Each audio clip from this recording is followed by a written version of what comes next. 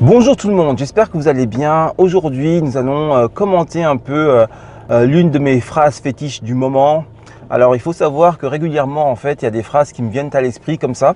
Et c'est le fruit de l'inspiration, hein, tout simplement. Et j'aime bien arborer ces phrases. Je les mets souvent sur mon Facebook et je les mets aussi parfois sur mes Instagram. Donc, c'est des sortes d'adages que je sors comme ça. Et là, j'ai sorti en fait un adage que pas mal de personnes n'ont pas forcément compris ou ont mal interprété. Donc, du coup, je vais vous expliquer cet adage. Alors, l'adage, c'est « La vie est trop courte pour rester moche ». Alors déjà, dans cet adage, il y a deux éléments très importants. Il y a le temps et il y a le facteur, on va dire, de beauté, cette évaluation de la beauté et de la mocheté, puisque bon, qui dit mocheté dit beauté, vous avez compris. Donc vous avez le temps et la beauté.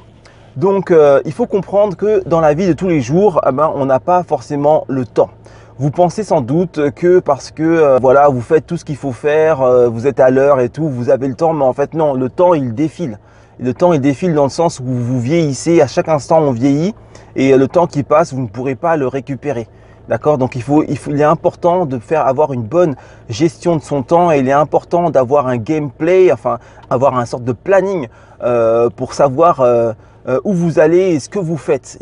Chaque personne dans sa vie a, on va dire, une sorte de mission. On a des choses à faire très importantes au-delà de toutes les conneries qu'on nous impose et toutes les soi-disant priorités. On a des choses à faire qui nous tiennent réellement à cœur et qui vont constituer en fait notre chemin de vie. Donc ce qui se passe, c'est que beaucoup de gens n'en ont pas conscience ou beaucoup de gens… Alors excusez-moi, il y a du bruit là. Pardon.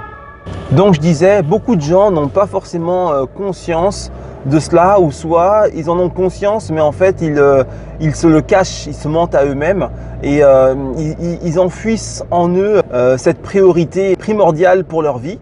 Donc ils vont vivre en laissant ça de côté et souvent il y en a qui se disent bah là j'ai pas le temps, mes priorités actuelles sont plus importantes que mes priorités intrinsèques, que mes priorités d'individu. Donc vaut mieux que je finisse mes diplômes, vaut mieux que je trouve du boulot, vaut mieux que je fasse ci. Il y a toujours plein de choses à faire. On a une vie en fait, il y a toujours on appelle ça des distractions en fait qui vous éloignent de ce que vous devez faire et qui vont vous éloigner de votre chemin. Ce sont des distractions et souvent les gens, même si ça prend l'aspect d'une priorité, c'est une distraction également parce que ça vous empêche de faire ce qui va vous réaliser. Et beaucoup de gens passent à côté de leur vie parce qu'ils ne réalisent pas ce qu'ils doivent réaliser et quand ils veulent le faire, il est un peu trop tard. Donc c'est pour ça que j'ai tiré la sonnette d'alarme et que j'ai balancé cette phrase et c'est comme ça que cette inspiration m'est venue.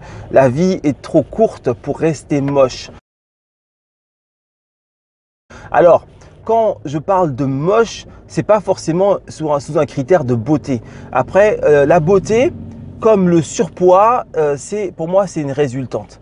C'est pas un état qui est acquis ou je ne sais quoi. Non, c'est quelque chose qui advient par rapport à une situation. Et là, la situation, en l'occurrence, c'est votre épanouissement, c'est l'accomplissement de vous-même. Donc, si vous vous accomplissez pas, vous allez forcément développer des sentiments de regret, de remords, du mal-être. Ce mal-être peut se traduire en prise de poids, il peut se traduire en plein de choses, mais en tout cas, il ne va pas contribuer à votre épanouissement. Et s'il ne contribue pas à votre épanouissement, il va contribuer à votre dégradation. En gros, il va vous rendre moche.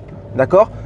Si vous voulez devenir beau, la meilleure façon, c'est d'être en bonne santé et deux, de faire ce que vous avez profondément besoin et envie de faire. D'accord? C'est en fait l'accomplissement. C'est comme quand, par exemple, vous avez un rêve, vous accomplissez votre rêve et c'est ça qui vous rend heureux. Et parce que ce rêve vous rend heureux, vous devenez beau. Vous comprenez? Vous exprimez votre singularité, vous exprimez votre différence et c'est ça qui vous rend beau. C'est pas d'être conformiste, c'est pas de faire comme tout le monde, c'est pas d'avoir une bonne situation, c'est pas d'avoir plein d'argent, c'est d'être vous. Et les gens passent à côté du fait d'être eux parce qu'ils ont besoin de sécurité, ils ont peur de sortir des clous et ils mettent la priorité en priorité de la société et pas aux priorités que leur impose leur âme.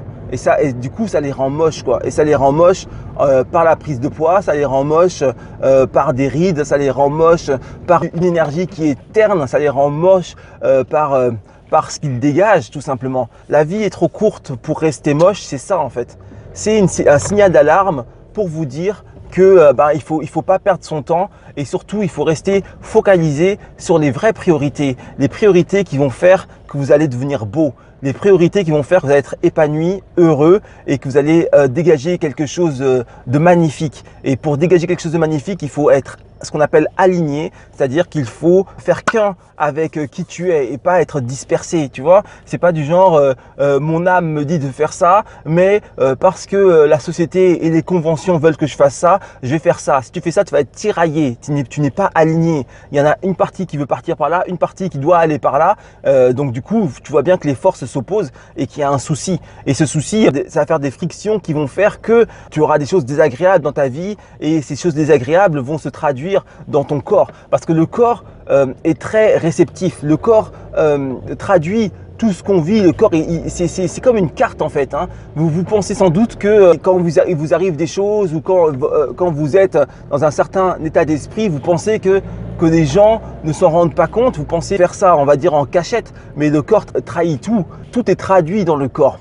On voit tout à travers le corps. On voit tout par rapport à ce que vous dégagez. On voit quand vous êtes triste, on voit quand vous êtes malheureux, on voit quand vous n'êtes pas bien, on voit quand vous n'êtes pas aligné. Ça se sent tout de suite. Quand vous voyez une personne qui est heureuse, une personne, vous voyez quelqu'un qui est par exemple amoureux, vous le sentez tout de suite.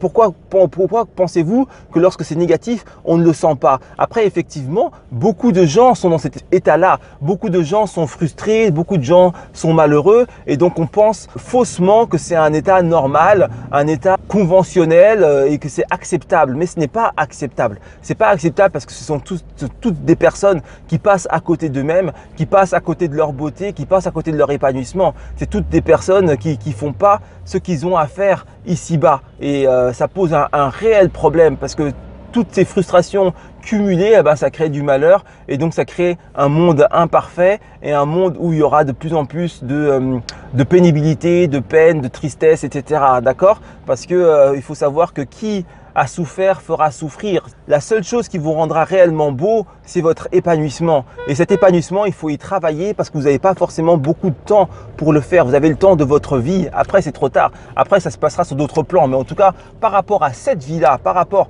à au temps que vous êtes apparti sur Terre, parce que si on est sur Terre, c'est pour quelque chose. On n'est pas sur Terre pour payer des impôts, pour avoir une maison, pour porter de beaux vêtements. C'est pas ça. On n'est pas là pour ça. La Terre, c'est une expérience. On est là pour expérimenter. Et cette expérience, elle peut être concluante, elle peut être épanouissante, comme elle peut être négative. Et voilà. Et donc, pour qu'elle soit épanouissante et concluante, il y a un travail à faire. Il y a des choses à mettre en place. Et ces choses mettent du temps à mettre en place. Et donc, il faut rester focus pour pouvoir les faire correctement. Et la plupart des gens, malheureusement, ne le font pas ou n'en ont pas conscience ou se le cachent. C'est encore pire.